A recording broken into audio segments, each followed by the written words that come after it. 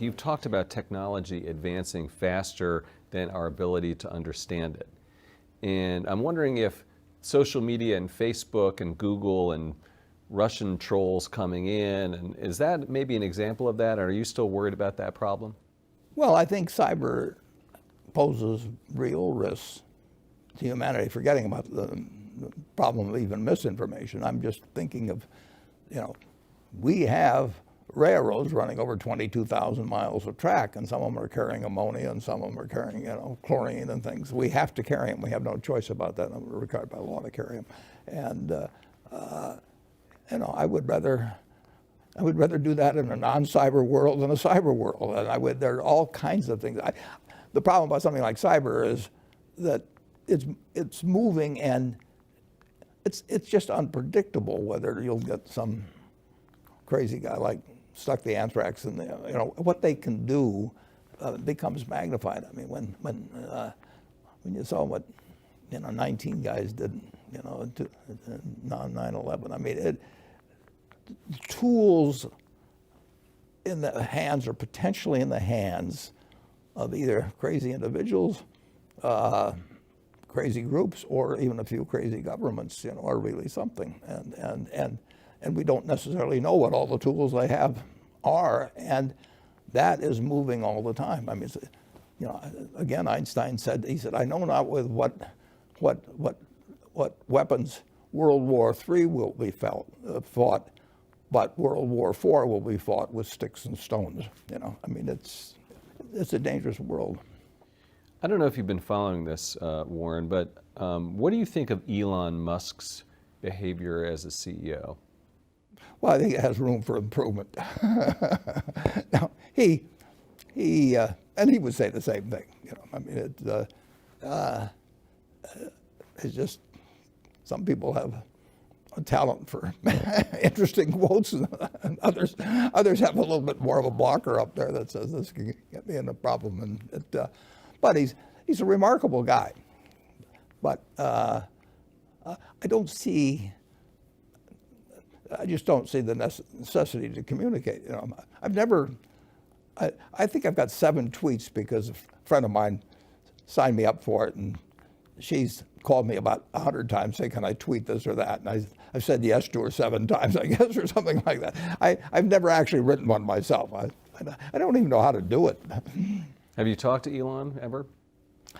He joined the Giving Pledge, so once or twice, but that's a lot of years ago. 7 or 8 years ago.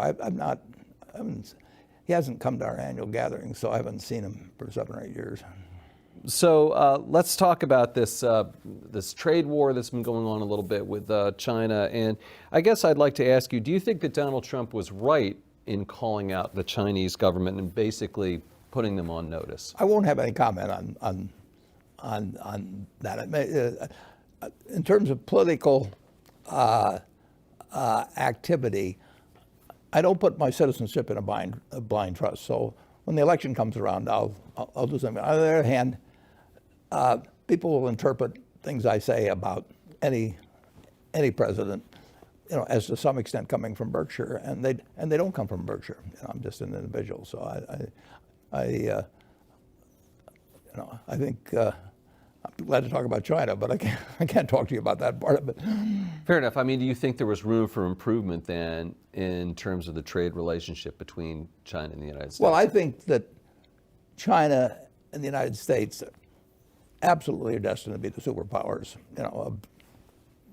beyond my great-grandchildren lives, and will always be competitors, and will be competitors in business, we'll be competitors in ideas, all kinds of ways. And there's no other way it would be.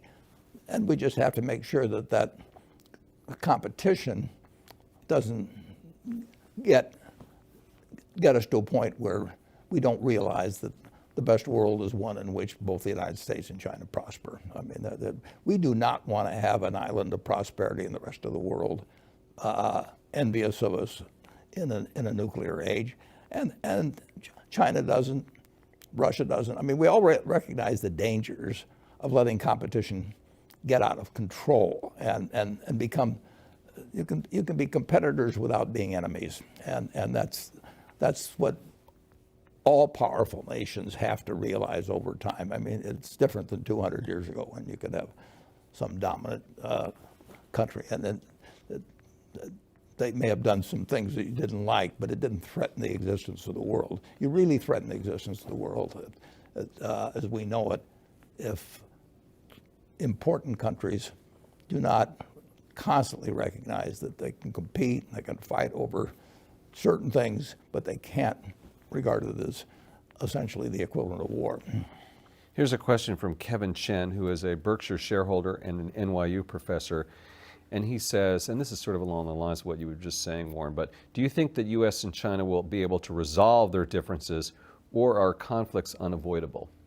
Well, I don't think conflicts are unavoidable, but I think it has to be active thinking on the part of every hugely powerful country. And Russia is hugely powerful. I mean, 90% of the nuclear arms in the world are between U.S. and Russia. So they have to recognize that the best world for them is one where they don't try and grab all the apples, basically. And we have to recognize that. And we can't, in the United States, we can't think that either our ideas run the world, or we start getting aggressive about things, and China can't think that, and Russia can't think that. And that's obvious. You just have to make things, you got to be sure things don't escalate.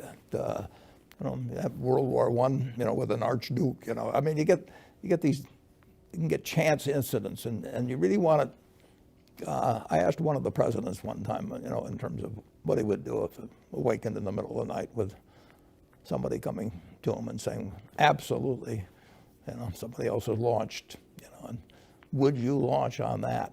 And you've got 10 minutes to decide. I wouldn't want to have that responsibility, but you want to make sure you don't get to that point. Right, right. Would you ever make a big acquisition in China? And if not, aren't you missing a huge portion of the world? Yeah, the answer is we would.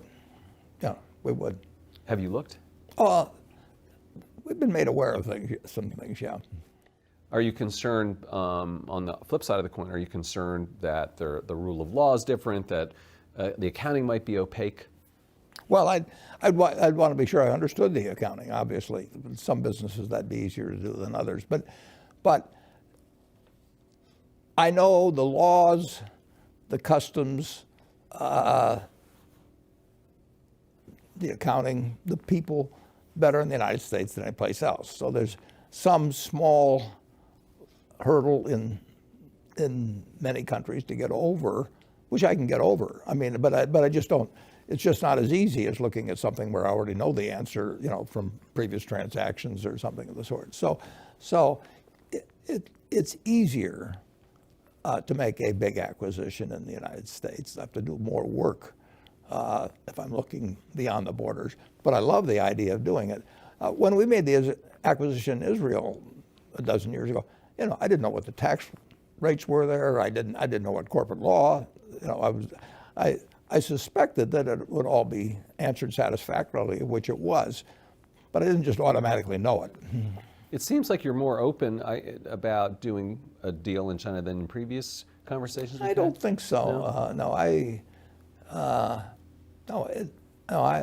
It's out there. I'm open. Yeah, Right. we made 2 decent-sized stock acquisitions there, and they worked out fine. Those are?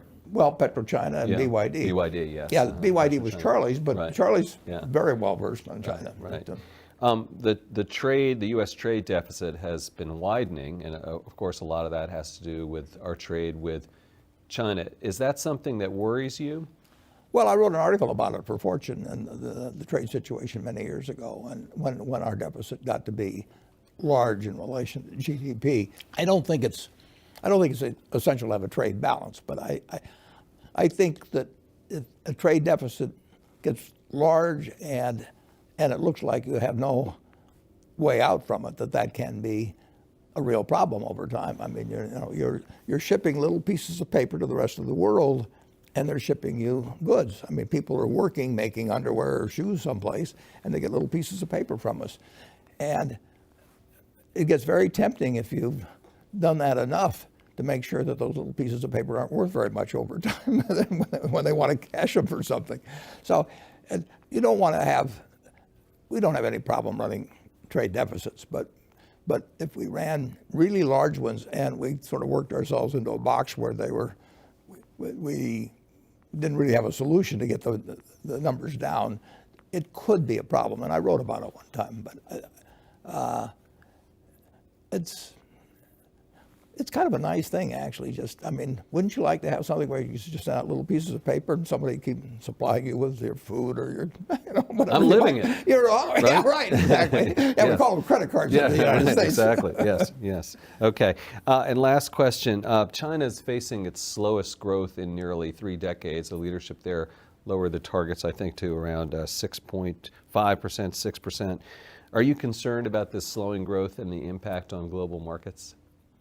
Well, I don't worry about it in terms of global markets. I mean, China's going to grow a lot over time. I mean, when you think of what's happened, well, this is 1949 or whatever, but there's been nothing really like it. I mean, you had 20% of the world's population at that time, perhaps, really hadn't remotely achieve their potential. I mean, they had the intellectual capacity, they had a decent soil, all kinds of things. I mean, and what's happened there almost is beyond belief. And that game's not over, but we've had incredible developments in the United States. I mean, real GDP per capita is 6 times what it was the day I was born in the United States. 6 times. And we thought we were a pretty developed country then and everything.